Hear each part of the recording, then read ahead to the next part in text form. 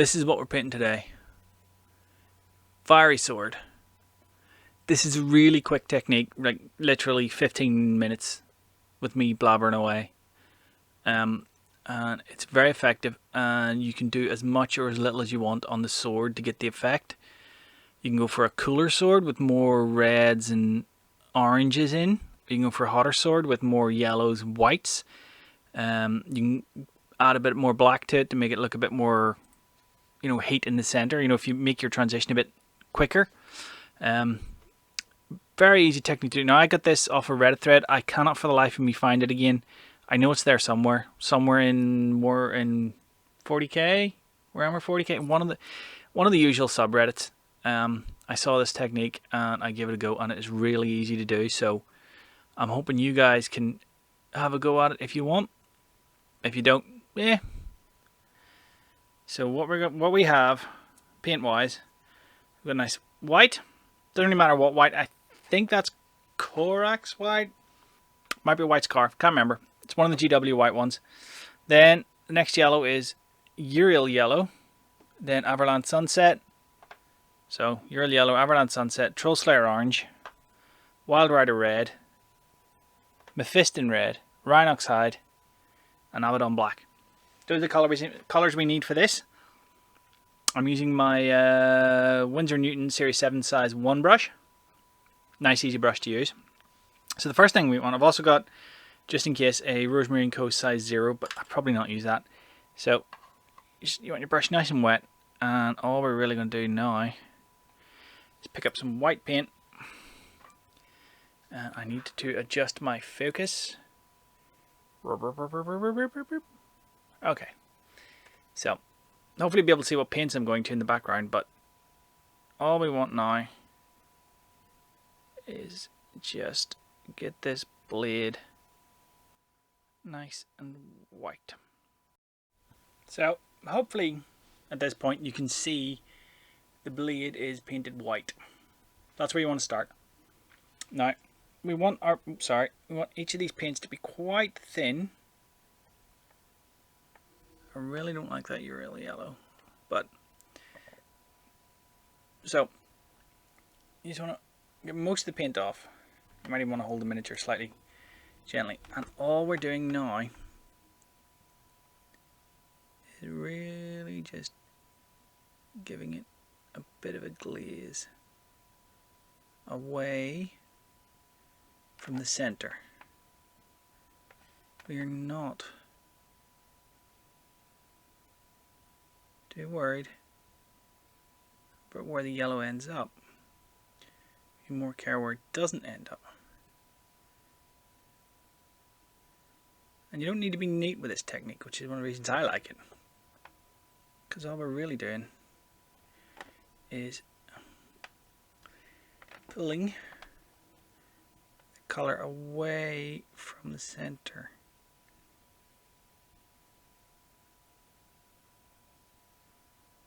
Just trying to be nice and subtle. The brightness will come.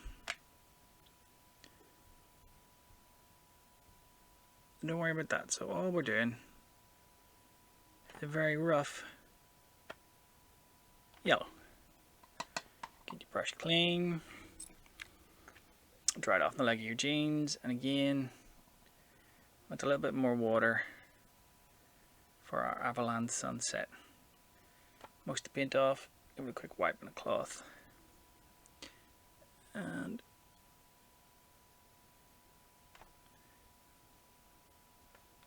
really again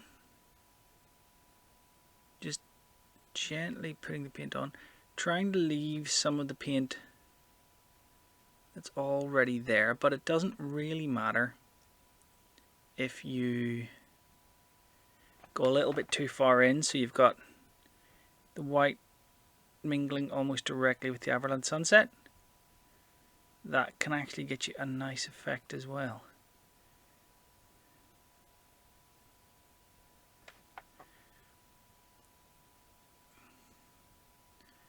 Because the trick here is you're just trying to blend your... It's easier if you pull the paint towards the edge of the blade, away from the middle, rather than trying to come at it like that. So that's why you see me doing that backhanded thing. So brush clean, give a quick wipe, pick up some Troll Slayer orange.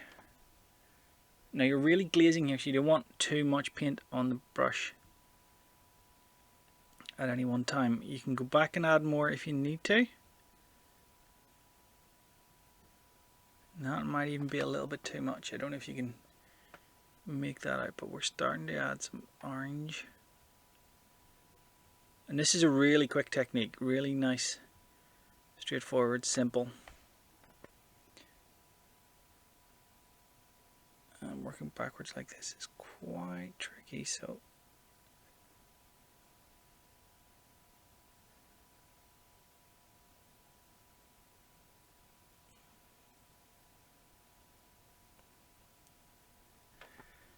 and once again, a quick rinse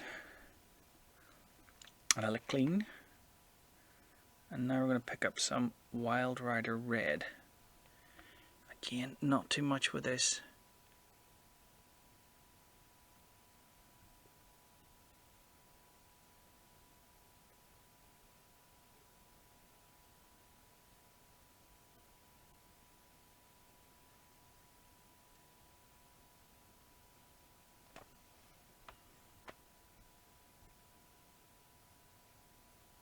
You see, I'm not even really waiting for the paint to dry between layers too much. And you can do if you want to. But with a bit of blending like this. I mean, yeah, it is kind of wet blending, but... And the fun thing is you can always keep adding more colour to it. You don't need too much of each colour. So now we're going to go for a little bit of Mephiston red, and that's quite thick. So we just add a little bit of water to it to help thin it down. And then wipe any excess off the brush, and then come in at this very gently towards the edge. This is where you need to be careful, because all we're really doing now is trying to show those parts of the blade is cooled.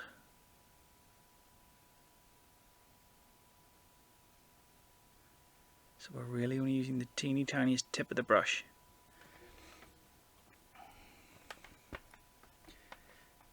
Again, there's some Wild Rider Red. Don't want too much in the brush. And if I just try to keep this in shot.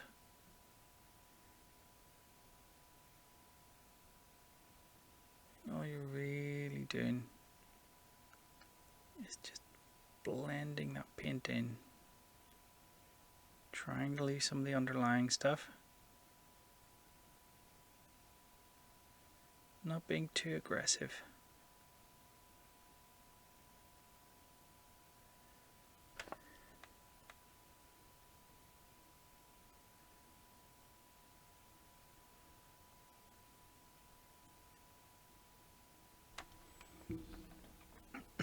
So, quick rinse of the brush, and now the Rhinox side. So this one, we want this to be relatively thin, and again a glaze. So all we're doing is just ever so slightly darkening down the edge of the... We're not trying to pull this anywhere near the middle, just the edge. And the odd spot in the middle too, just to show where it's cooled a little bit more than the rest.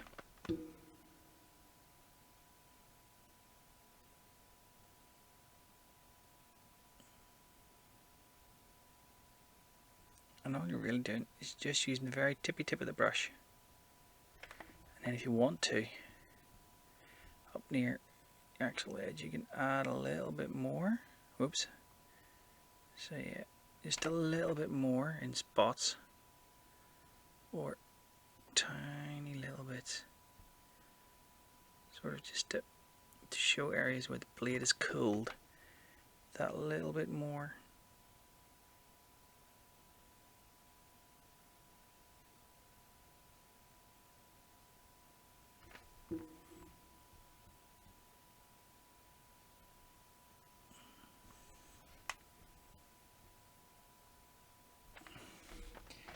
So hopefully you can see that. Now the black, probably not strictly necessary, but what you can do is take a little bit in the tip of your brush and then just ever so gently, almost like an anti-highlight, a low light if you will, the areas you've got most brown on, just to give it that little extra bit of soot really. So the very tip, anywhere the brown's quite heavy. And you can see this is literally one of the easiest techniques you can do to a sword.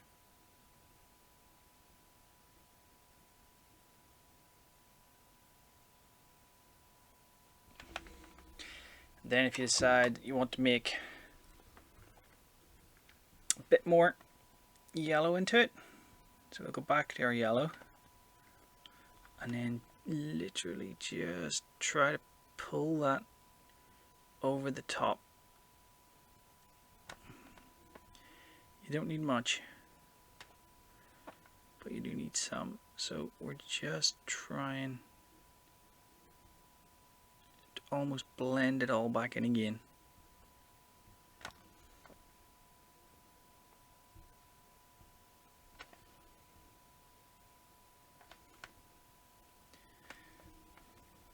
Keep moving this off camera shot, sorry, I'm trying to. And then if you feel that your white isn't white enough, again a little bit of water. I really don't like this white paint. If anybody knows a good brand of white paint, let me know please. The Games Workshop ones, I just don't like them that much. Could be me.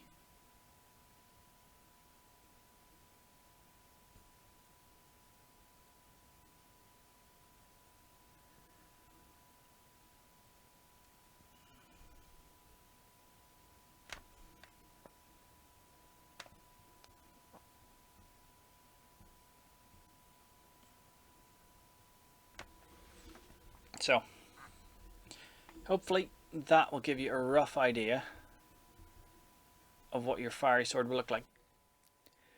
So, naturally, the camera chose this point to kill the audio.